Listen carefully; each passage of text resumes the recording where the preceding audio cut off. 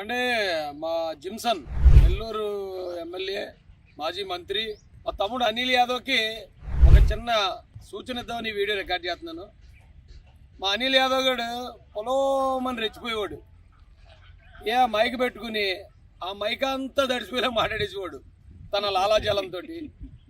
ఆ ఎదురుకుంటూ ఉన్న పాపం జర్నలిస్టులు పరుగులేడేసేవారు మాట్లాడుతుంటే. నోటిపారుదల శాఖ మంత్రి పొలోమని తొడంతా పుచ్చిపోయేదాకా తొడగొట్టేసుకున్నాడు. దమ్ముంటే నారాయణ గారిని నెల్లూరు రమ్మనండి, నన్ను ఓడించండి అన్నాడు. ఒరే బాబు అనిల్, నారాయణ గారు నెల్లూరు వచ్చారు, నువ్వు ఎక్కడున్నారా? ఇప్పుడు నేను కలుసుకోవాలండి, నర్సరావుపేట రావాలా? నీకు చెప్పానా స్టార్టింగ్ నుంచి? ఒరే వెంకట్రావు ఎగిరెగిరి పడకరా నువ్వని. జగన్ రెడ్డి సొంత తల్లిని చెల్లిని బయటికి ఇంటించాడరా. నువ్వెందుకురా నీటిపారుదల శాఖ మంత్రి, నోటిపారుదల శాఖ మంత్రిగా పేరు తెచ్చుకున్నా ఎందుకు తమ్ముడు అన్నానా? ఒక అన్నగా నీకు బుద్ధి చెప్పానా లేదా? ఇప్పుడు చూడు నీ బతుకు ఏమైపోయిందో. నీ ఒక్కడదే కాదు, మొత్తం వైసీపీలోనే చాలా మంది బతుకు అంతే.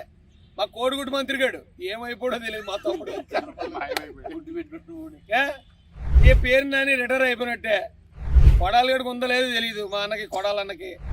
కాబట్టి అందుకే ఇప్పటికీ చెప్తున్నాను వైసీపీ వాళ్ళకి, జగన్ను చూసి రెచ్చిపోకండి.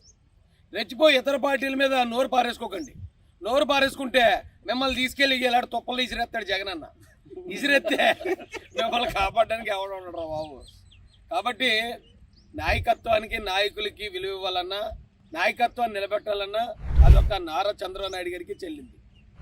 కాబట్టి ఈసారి ఎవరన్నా విమర్శించేటప్పుడు ఇక ఈ మా జిమ్సన్ అనిల్ గారిని చూసి, మా అనిల్ యాదవ్ తమ్ముడిని చూసి మీ అందరూ కూడా 1-10 సార్లు ఆలోచించమని మీ అన్నలుగా మహాసేన నుంచి, అలాగే తెలుగుదేశం నుంచి మీ అందరికి కూడా ఈ ఉచిత సలహా ఇస్తున్నారు అబ్బాయి.